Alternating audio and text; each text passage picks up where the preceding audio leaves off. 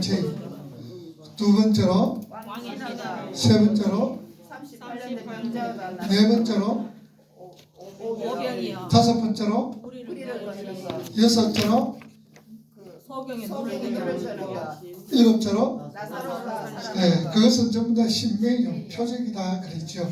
그것은 예수님이 기적을 일으켜가 우리에게 교훈 주시는 것이 아니라 예수님이 하시는 일, 메시아로서 이 땅에 와서 하시는 일들, 완성시키시는 일들을 얘기한다라고 말씀을 드렸습니다. 자, 읽어봅시다. 우리가 지난주에 가나의 혼잔치는 비어버린 돌 항아리가 상징하는 것처럼 형식주의에 빠져버린 생명력 없는 유대교와 예수의 피로 말미암아 완성되는 참된 혼인잔치가 공업되는 사건이었습니다.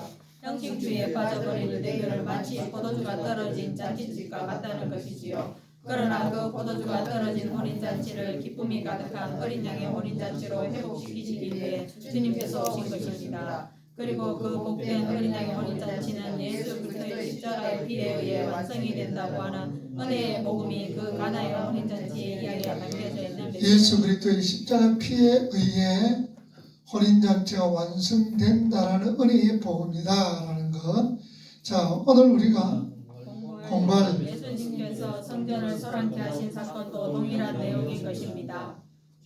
지난주에 요한복음 2장부터 지금까지의 표적의 부분은 표적, 오해, 강의 순으로 기록되었다고 했죠. 그러니까 이 성전 파괴의 사건과 3장의 니고데모 사건 그리고 4장의 마리아 여인의 사마리아 여인의 이야기 모두가 가나의 혼인잔치를 오해하고 있는 자들에게 그 진위를 친절하고 자세하게 강의하는 구조로 되어 있는 것입니다. 그 관점에서 이 성전 파괴 이야기를 풀어보자고요. 자, 그 관점에서 표적을 했더니 유대인들은 그걸 오해를 해. 그래서 다시 예수님은 그 오해하는 부분들에 대해서 강해를 하고 있단 말이야.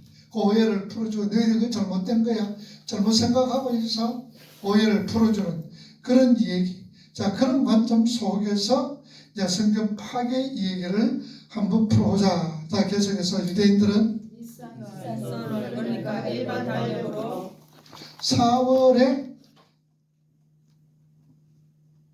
4월에 해당되는 유대인들은 니산월은 1월 새 출발 1월이 그러나 우리 영어로는 4월에 해당되어집니다.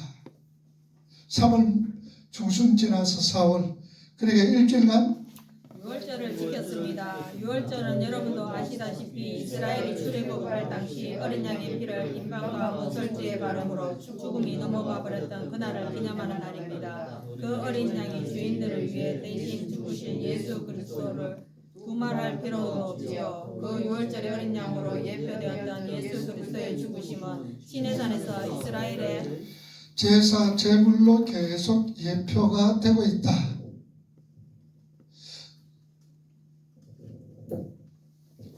그 제사 제물이 바쳐지는 것이 성막이요 성전인 것입니다. 유대인들은 속죄는 하나님의 전적인 은혜인 주님의 피에 의해 주어지는 것임에도 불구하고 그들이 행하는 종교 행위와 제사와 제물과 율법이 그들의 죄를 속하는 것이라고 오해를 하고 자, 있었습니다. 종교 행위와 신앙생활 차이가 뭐라 그랬죠? 종교 행위와 신앙생활의 차이. 종교 행위 가지고는 하나님께로 갈 수 있을까? 없지요. 그럼 종교 행위는 뭐야? 자기 유익을 위해서. 그렇죠. 종교 행위는 자신이 중심이 되는 거예요. 내 중심인 거예요. 뭐든지. 그러나 신앙생활은 하나님이 중심이 돼요. 하나님이 중심이 되니까 계속 우리의 부족한 부분들이 더 주어지게 됩니다. 그게 종교 행위와 신앙생활의 차이다. 오늘 우리 아침에 공부를 했죠. 마태복음 7장 21절에서 23절에 보니까 주여 주여 하는 자마다 천국에 못 간다. 주여 주여 내 아버지 뜻대로 행하는 자라야 간다. 주여 주여 하는 자들은 어떤 자였더라? 종교 행위하는 자지. 그래서 주의 이름으로 뭐 노릇하고 주의 이름으로 권능도 행하고 이런 거 다 했지만 주님은 볼 때는 뭐라 그러나? 나 너 모른다. 불법을 행하는 자. 그러니까 종교 행위하는 자들은 불법을 행하는 자들. 하나님이 제일 싫어하는 게 바로 그거잖아요. 그게. 자, 그래서 종교 행위와 제사와 제물과 율법이 그들의 죄를 속하는 것이라고 그들은 오해를 했다. 계속해서 바로 그 오해에 대한 강해로 이 성전 소란의 사건이 등장하고 있다.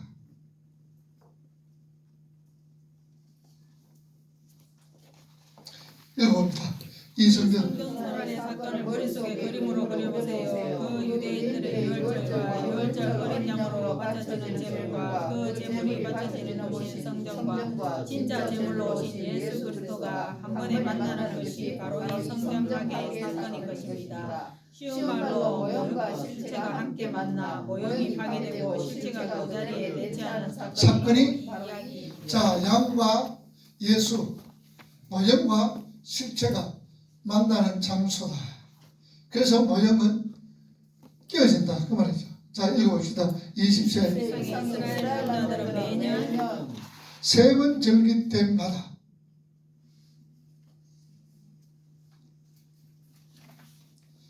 절기 때마다 의무적으로 예루살렘 순례를 떠나야 했습니다. 그것은 선민 이스라엘의 영원한 교회였습니다. 그런데 그때 이스라엘 장정들뿐 아니라 이방인들 중에 죄송한 사람과 아직 개종은 하지 않았지만 하나님의 선민이 원하는 이방인들도 예루살렘으로 모여들었습니다. 요아kim 예레미야스의 기록에 의하면 당시 절기 때마다 예루살렘에 모여든 장정들 숫자만 13만 명이었다고 합니다. 여자와 합치면 거의 100만에 가까운 인파가 예루살렘에 모였던 것입니다. 그래서 대부분의 사람들은 밖에다 천막을 치고 일주일 동안 연습을 했다고 합니다. 6월절에는 그 13만 명의 순례자들이 25만 마리의 양을 잡아 성전에서 제사를 자, 드렸습니다. 25만 마리의 양이 그래서 그 당시 6월절에는 사람들이 어느 만큼 모였느냐 약 한 100만 명이 모였다라고 그렇게 추정을 합니다. 그 왜 100만 명이 모였느냐 추정할 수 있었던 것은 양이 몇 마리 잡혔다? 25만 마리. 그래서 양 한 마리를 4명으로 기준으로 했을 때에 100만 명이 정도 모였다. 그렇게 추정을 합니다. 여러분 100만 명 대단하잖아요.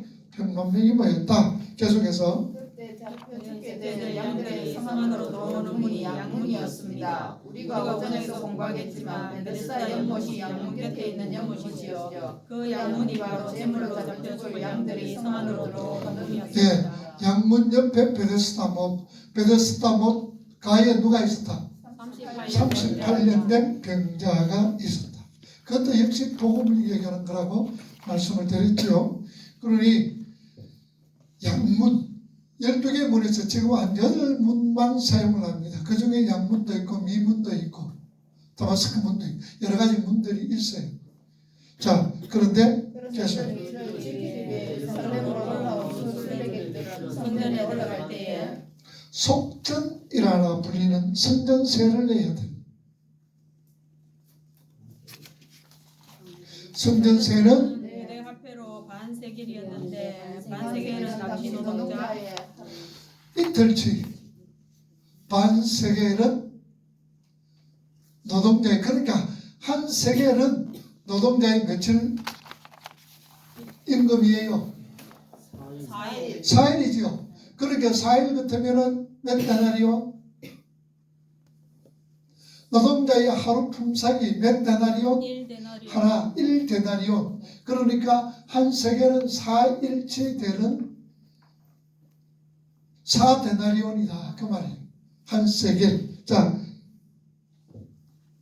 그런데 당시는 로마의 지배하에 있었기 때문에 디아스포라 유대인들뿐 아니라 식민지 유대 땅에 사는 유대인들도 모두 로마의 화폐나 헬라의 화폐를 쓰고 있었습니다. 그런데 그 로마나 헬라의 화폐에는 황제의 색상이 새겨져 있었습니다. 그래서 유대교의 성전에서는 그 돈을 받지 않았고 성전세는 오직 세겔로만 받습니다.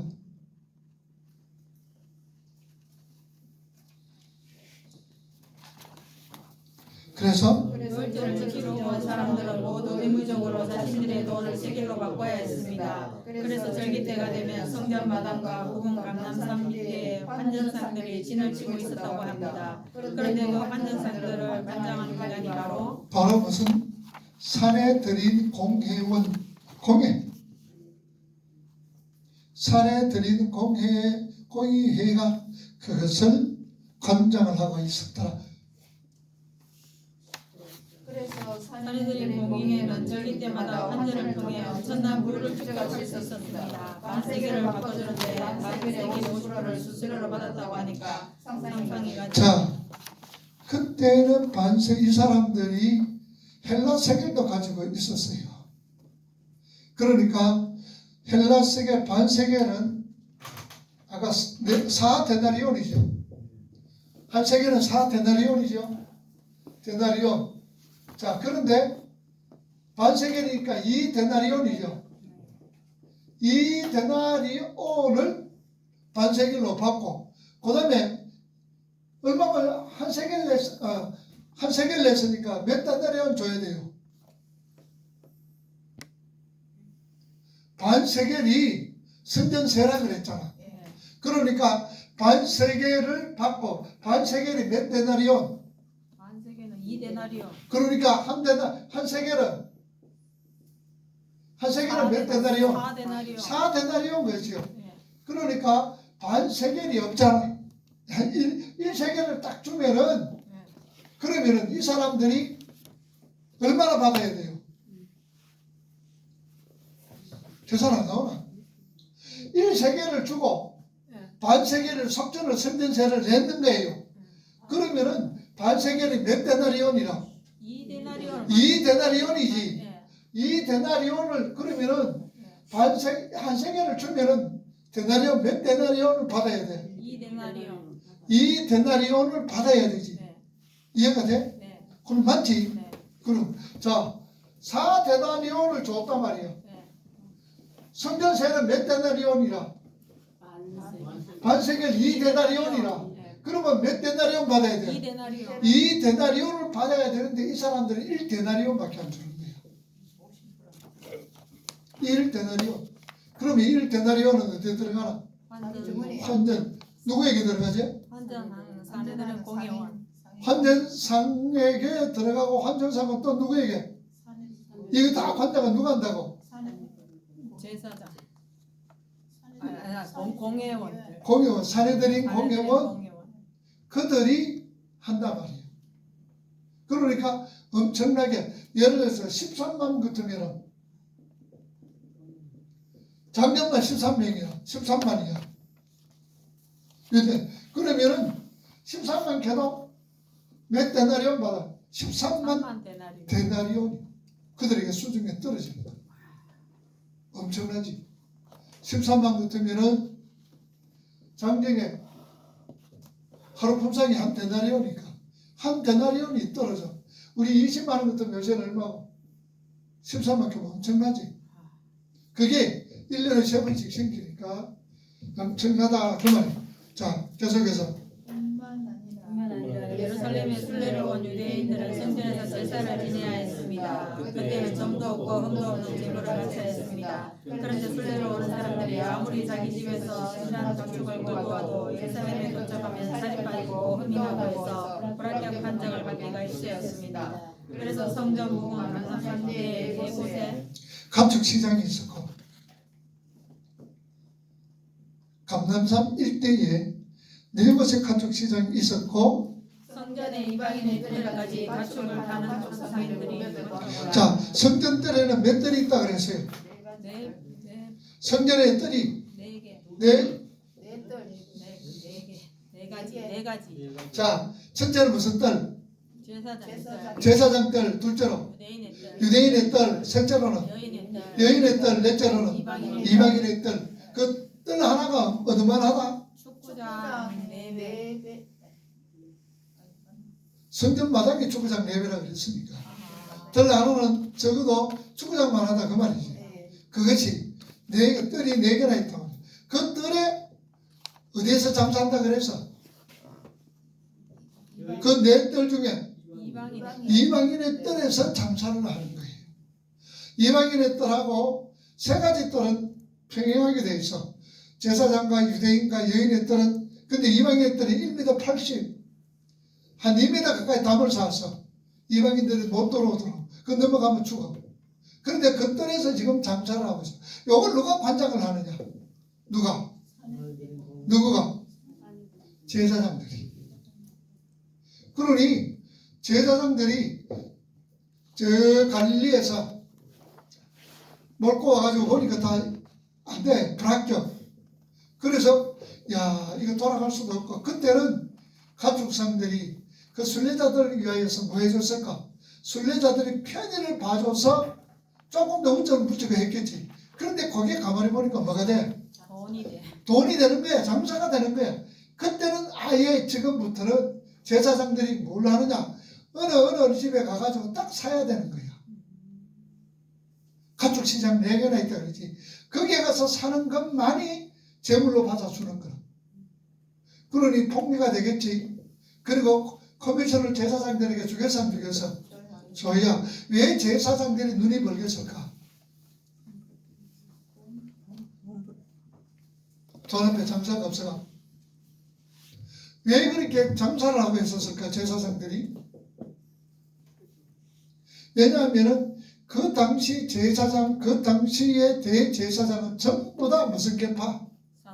사도계파란. 그러면 사도계파는 어떤 자들이라? 이 땅에서 잘 먹고 잘 살죠. 내세가 없고 그렇지.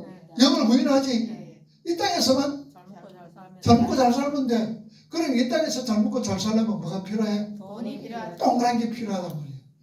그래서 그 사람들은 이 돈의 환장이 되었어. 그래서 그걸 전부 다 제사장들이 관장을 하는 거야. 그러니 엄청나게 제사장들이 돈을 벌게 된다. 자, 계속해서 그 가축상들을 구원한 사람이 대제사장이었습니다. 그래서 자기가 관장하는 가축시장의 제물이 아니면 수시로 불합격 관장을 내리는 바람에 멀리서 오는 사람이 아예 집에서 가축을 가져올 생각을 못하도록 만들어버렸다는 것입니다. 대제사장의 무리들은 거기에도 엄청난 재물을 추적할 수가 있었다. 계속해서 지금 성경이 그러한 성전을 등장시키며 옮겨전을 역설하고 있는 것은 하나님을 섬긴다는 명목하에 자신들의 이익을 챙기기 위해 성전을 이윤 추구의 장소로 만들어버린 죄인들을 총체적으로 선택하기 위함인 것입니다. 자, 그러니까 성전은 죄인들의 총체적으로 상징하기 위함이다. 오늘은 어때? 오늘날 어떻습니까? 주여 주여 하는 자마다 천국에 못 가고 주의 이름으로 선지자 노릇, 주의 이름으로 귀신도 쫓아내고. 지금 제사장들은 지금 편리를 누굴 위해서 봐준다 그랬어? 순례자들을 위하여서 봐주는 거지. 제사 잘 드릴 수 있도록. 그런데 결국은 자기들의 유익을 위해서 추구하고 유익을 챙긴단 말이에요. 그러니 주님이 그 사람들을 보면서 뭐라 그랬어? 이 독사새끼들아, 너희진 거든. 자, 계속해서 바로 그 현장에 주님이 들어가신 것입니다. 그리고는 노끈으로 채찍을 만드셔서 그들을 다 쫓아내셨습니다. 모형이 물러가고 실제가 들어서는 순간인 것입니다. 하늘의 공명의 관점이 바로 그 성전 마당에 위치하고 있었기 때문에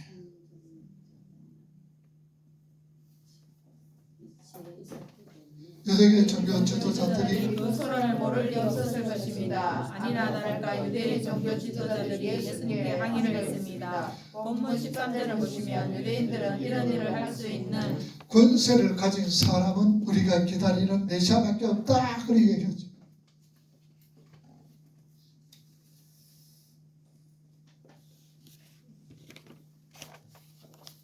자, 계속해서 내가 메시아가 맞다면 우리가 놀랄만한 표적을 행할 수 있어야 하는데 그 표적을 한번 보여봐라라고 되들었습니다. 왜냐하면 유대인들은 메시아가 오면 대단한 기적을 일으키며 등장할 것이라는 것을 철석같이 믿고 있었기 때문입니다. 그렇다면 유대인들이 정말 예수님이 메시아일지도 모른다는 기대를 갖고 그렇게 요구한 것일까요? 아니었습니다. 자, 네가 메시아면 한번 해봐라. 그러니까 이 사람이 정말로 메시아인가라고 생각하면서 그런 걸 안 했다라는 얘기죠. 그게 아니었다. 보면 18절에 보니까 유대인들이 대답하여는 헬라어 헬라어 앞에 그리테산, 에이폰이라는 두 단어를 번역한 것입니다. 이 두 동사는 어떤 요구나 한계를 강력하게 드러내는 관용적 표현으로 대들었다라는 얘기예요. 대들었다. 네가 메시아냐? 표정을 왜 말아? 그냥 좋은 말로 하는 것이 아니고 어떻게 했을까? 자, 예수님이 지금 뭐 하고 있는 거야? 성전 돈 바꾸는 사람들을 어떻게 해서? 다 쫓아내고 성전 돈 바꾸는 사람들 성전을 다 엎어가. 돈도 다 엎어붙여. 그리고 소, 양 뭐 팔고 이런 사람들은 채찍으로 다 쫓아냈죠. 비둘기 파는 사람은 어땠을까? 이들로 날아갔죠. 날아가도록 했겠나? 자, 한번. 그래서 14절만. 14절이야? 자, 13절, 2장 13, 14절, 시작. 성전 안에서 소와 양과 비동행하는 상인들과 돈 바꾸는 사람들이 앉아 있는 것이고 노끈으로 채찍을 만들사 노끈으로 채찍을 만드사 양이나 소를 다 성전 밖으로 쫓아내고 돈을 쏟으며 상을 얻고 그 다음에 비둘기 파는 사람들에게 이르세 이것을 여기서 가져가라.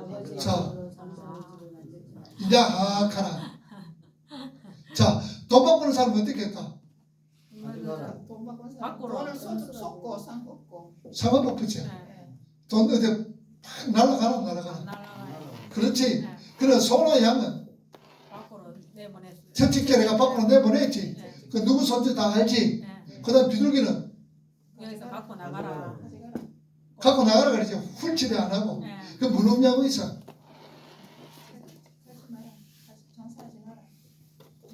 우리가 어떤 것을 가르치도 어떤 것을 잘못된 것을 이야기해도 화를 낸다거나 막 이렇게 울분을 토해가 내면 안 된다 말이야.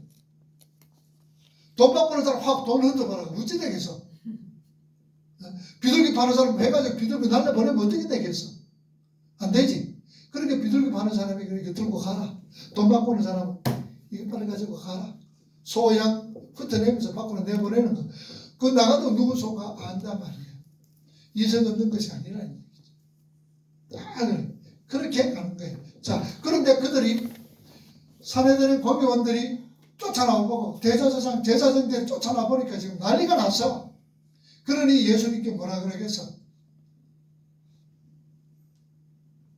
18절에 이런 일을 행하니 무슨 18절에 이에 유대인들이 예수께서 말하기를 네가 이런 일을 행하니 무슨 표적을 우리에게 보이겠느냐. 자, 이 말은 네가 이런 일을 행하는 것은 메시아밖에 없는데 네가 어떻게 네 메시아냐? 그러면서 어떻게 하겠어요? 그냥 좋게 얘기했겠어요? 막 삿대질 덧대질 막 했겠어요? 삿대질 했겠죠. 그랬겠죠. 자기 지금 돈을 못 버리고 있는데 그래서 대들었다 이 말이에요. 대들었다. 여기에 이 말이 관용으로 에페크리테산과 에폰이란 이 말은 그냥 뭐 맵사를 잡은 제사장이 되니까 뭐 맵사는 못 잡았겠지. 그런데도 막 그만큼 화가 나가지고 저렇게 대들었다 그 말이에요. 자, 그랬더니 그런데 19절 보면 예수님께서도 그들에게 똑같이 말씀을 하셨습니다. 19절에 보시면 예수님께서 대답하여 가라사대라는 구절이지요. 거기서 쓰인 단어가 똑같이 앞에 그리테산과 에폰입니다. 그러니까 예수님께서도 그들에게도 뭐냐? 강력하게 대드신 것이다. 예수님은 그냥 가만히 개종인 것이 아니고 강력하게 그들에게도 대들었단 말이에요. 왜 그랬나? 그 불이거든. 아니자거든. 그러니까 예수님께서도 소리를 지르며 그들에게 대들은 거예요. 계속해서 오직 자기들의 유익을 충만을 목적으로 하는 형식뿐인 종교 행위에 대한 측정하는 주님의 모습.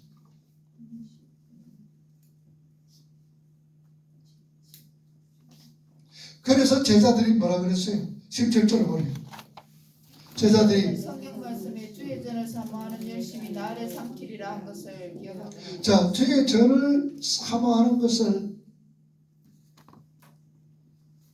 열심히 주의 전을 사모하는 열심히 나를 삼키리라 한 것을 기억하라. 그 열심히 뭐래가 헬라말로 젤로스예요. 젤로스. 헬라 말로 젤로스인데 히브리 말로는 뭐냐? 카나예요. 그걸 어디 있을까? 그거 알면은 출애굽기. 내가 한번 설명해. 뭐라고 제가 뭐라 그래? 출애굽기 12장. 어? 12장까지. 시기? 시기하기까지 비슷한데 시기 맞다. 비슷한데 어디서? 출애굽기. 하나님은 무슨 하나님이시다? 질투하는 질투하는 하나님이시다. 그게 히브리 말로 카나고 헬라 말로 젤로스라는 말이야. 질투하시는 하나님 어디 있노? 출애굽기 20장 10경에 보면 하나님은 뭐 하시는 하나님이다? 질투하는 하나님. 질투하시는 하나님이시다. 그 말을 질투란 그 말을 카나라 그 말을 젤로서 열심으로 번역한 거예요.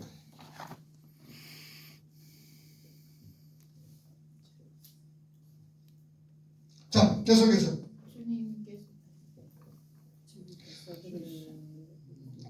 노석과 거짓을 보통이 하는 그분을 죽이려고 이런 남부는 그 현장의 모습 속에서 오늘날 오늘날 교회의 모습이 보이는 것은 비단 저만의 나비판일까요? 자, 이런 모습들 우리 교회에서 보이는 것. 우리 많이 찾아 교회가 참 힘들고 불편하고 타락했던 이유가 바로 그런 거죠. 교회 안에서의 성전 안에서 물론 이제 성전이란 말은 여기 나옵니다. 그런데 장사의 공도의 감도의 군열, 이 감도의 군열이 뭐예요? 남고 폭리하고 그러는 거죠. 과연 그런 일이 오늘날 교회에서 주님을 경배해서 이득을 챙기는 것, 이런 건 전부 다 그런 거예요. 자, 주님께서는 그들의 요구를 들으시고는 그들에게 주셨습니다. 이 성전을 헐라 내가 사흘 만에 다시 일으키리라 하고 말씀하십니다. 19절에 쓰인 성전이라는 단어는 성전이란 단어는 나오스예요. 나오스.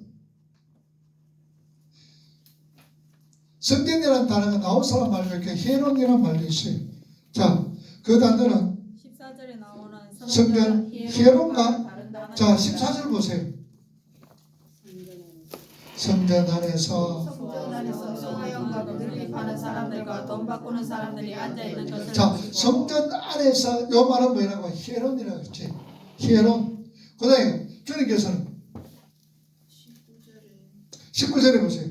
예수께서 대답하여 이르시되 너희가 이 성전을 헐라 이 말은 나오스라 그 말이에요. 같은 성전이지만 히에론과 나오스가 차이가 있어요. 그리고 우리 성경에 보면 전부 다 성전이니까 같이 이해를 하지만 헬라 말로는 이렇게 달라요. 나오스가 무엇이냐? 또한 히에론이 무엇인가? 자 봅시다. 14절에 쓰인 성전 히에론은 성전 전체에 성전 히에론은 성전 전체의 외형을 강조한다. 자, 그러니까 히에론이라는 이 말은 뭐라 그랬어요? 성전에 뭐까지 포함해가지고 성전하고 그 다음에는 뜰까지 있는 거 모든 것을 다 포함을 해서 뭐다? 히에론이라 그 말이에요. 히에론. 그래서 성전 14절에 보니까 성전 안에 그렇잖아요. 성전은 히에론, 성전의 건물 뜰도 그렇고 다 안에 그 말이에요. 자, 계속해서 잠시 사람들은 성전하면 성전과 성전뜰 그리고 그 부분에 담당선 일대까지를 포함해서 성전이라 불렀습니다. 그때 쓰이는 단어가 히에론이다. 반면에 19절의 성전 나오스는 거룩한 성전 건물 자체만을 가리키는 단어다. 성전 건물 자체만을 가는 거예요. 자, 무슨 말인가 아시겠죠? 나오스는 성전. 자, 여기서 말하면은 쉽게 말하면은 히에론은 어디예요? 우리 교회를 따지면은 여기하고 그 다음에 또 서론하고 그 다음에 저기 뭐 계단도 화장실 그 다음에 저기 친교실 저 쉼터 뭐 이런 모든 거 그 앞에 이런 모든 걸 갖다가 뭐라 그런다? 히에론이라는 거예요. 그러면 나오스는 요만 나오스가 그러면 기억이 되지 알겠지? 자 계속해서 그 단어는 요한계시록 21장에서는 예수 그리스도를 가리키는 단어로 쓰였습니다. 그리고 고린도전서 3장에서는 성령이 거하시는 성도들을 가리킬 때 나우스란 단어를 쓴다. 단어를 씁니다. 너희가 성령이 거하시는 전인 줄 알지 못하느냐. 3장 16절이죠. 고린도서. 그럴 때에 거기에 나옷으로 기록이 되신 거예요. 자, 계속해서. 그러니까 주님은 지금 건물로서의 성전을 말씀하시는 것이 아니라 20절의 요한의 부연 설명처럼 성전이신 자신의 몸을 하려고 하신 것입니다. 거기서 하려라고 번역된 단어는 우리 샤테라는 단어인데 파괴하다라는 뜻이에요. 성전을 파괴하다. 뜻의 명령형 동사입니다. 그러니까 그 말은 너희가 나를 파괴하라는 뜻입니다. 너희가 나를 파괴하라라는 뜻이다. 그러니까 그 말이 무슨 말인가? 결국 이제 나를 십자가의 죽음을 얘기하죠. 너희들을 파괴하라. 자, 그래서 우리가 원어 공부를 할 때에 이게 이제 기억이 되고 또 이 의미를 깨닫게 되는 거예요. 원어를 모르면은 잘 할 수가 없어. 자, 그리고는 이어서 내가 사흘 만에 일으키리라고 대답을 하십니다. 거기에 쓰인 일으키리라. 자, 일으키다라는 에게로라는 말은 라는 다시 살리다. 뜻의 미래 질서법 능동태 동사입니다. 스스로 다시 살아나리라는 뜻인 것입니다. 자, 스스로 다시 살아나다. 그런 뜻이에요. 에게로. 자, 계속해서. 그러니까 주님은 너희가 나를 파괴하면 내가 사흘 만에 부활하리라고 말씀하신 것입니다. 표적을 보여달라는 유대인들에게 너희가 나를 파괴하라. 그러면 내가 사흘 만에 다시 살아나리라고 대답을 하신 것입니다. 우리는 이와 흡사한 상황을 마태복음에서 보았고 왔습니다. 자, 12장 찾아보세요. 38절에서 40절.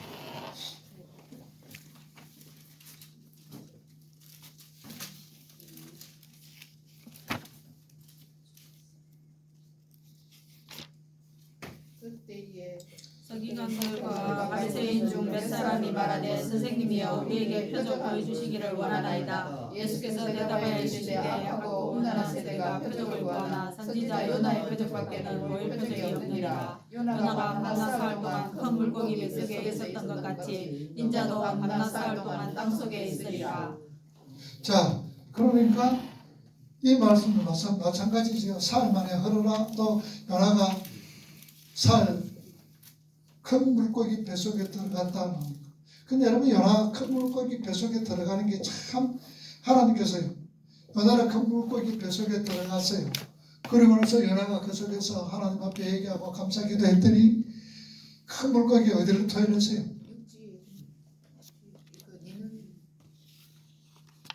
니네에서 토해버려. 그거 만약에 배 타고 갔으면 일주일 걸리는 거예요. 근데 3일만 가면 팍 타더라고요. 그 하나님의 어떤 섭리. 자, 읽어봅시다.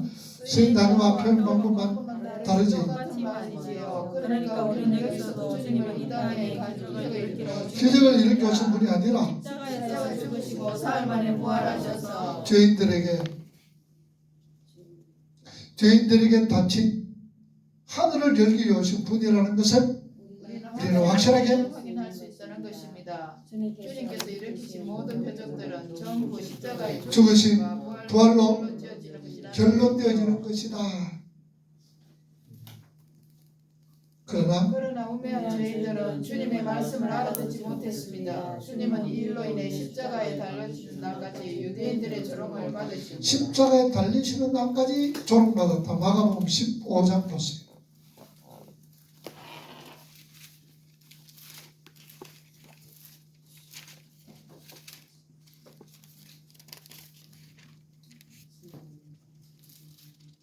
자, 읽어봅니다.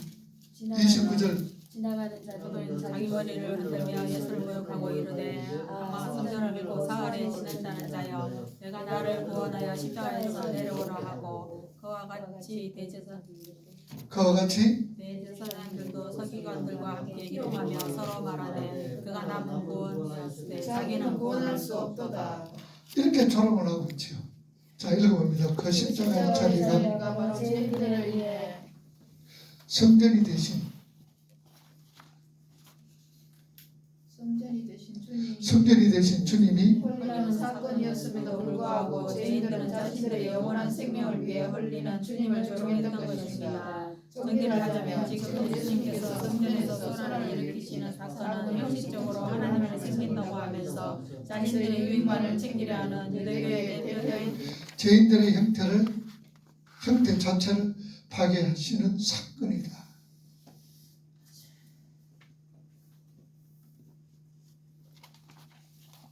그리고 그러한 성전의 파괴라는 모형을 통해 그 더럽고 형식적인 성전이 되셔서 죽으셔야 하는 자신의 이야기를 암시하고 계신 것입니다. 로마서 12장 12절을 보면 너희의 몸 하나님이 기뻐하시는 거룩한 산제사로 드려라. 이것이 너희의 드릴 영적 예배라는 구절이 있습니다. 여기에서 몸이 육신을 갖고 살아내야 하는 우리의 삶을 말하는 것이고 우리의 산제사가 바로 산제사는 예배를 말하는 것이다.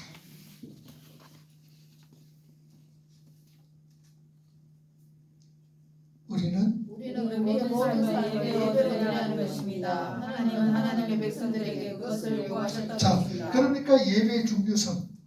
그래서 예배는 우리가 뭘 그래야 돼? 목숨 걸어라 그랬죠. 너희 몸을 너희 삶을 하나님이 기뻐하시는 산제사 예배로 드려라. 그래서 우리의 삶은 전부 다 일거수일투족의 예배로 연결이 되어져야 된다. 그 말이에요. 그래서 우리 예배에 목숨을 걸어라. 그것은 하나님의 백성은 그걸 요구하고 있다. 그런데 유대인들은 형식적으로 제사를 드리고 예배를 드리고 도덕적인 삶을 사는 것처럼 보이지만 그 모든 것들은 자신들의 유익을 위해 그렇게 했다. 자신들의 유익을 위해서 그렇게 하는 거예요. 그래서 주님은 모든 죄인들의 삶을 총칭해서 열매 없는 무화과나무로 비유하신 것이다. 열매 없는 무화과나무가 어떻게 되세요? 저주받았어요. 저주받아 말라 비틀어졌지요?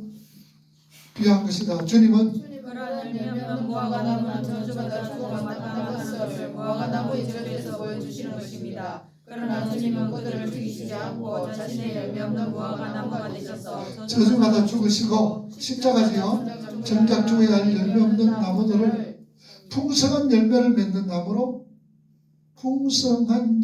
맺는 나무로 만드실 것임을 암시하시는 것이 바로 무화과나무의 저주 사건이다. 자, 오늘 거기까지.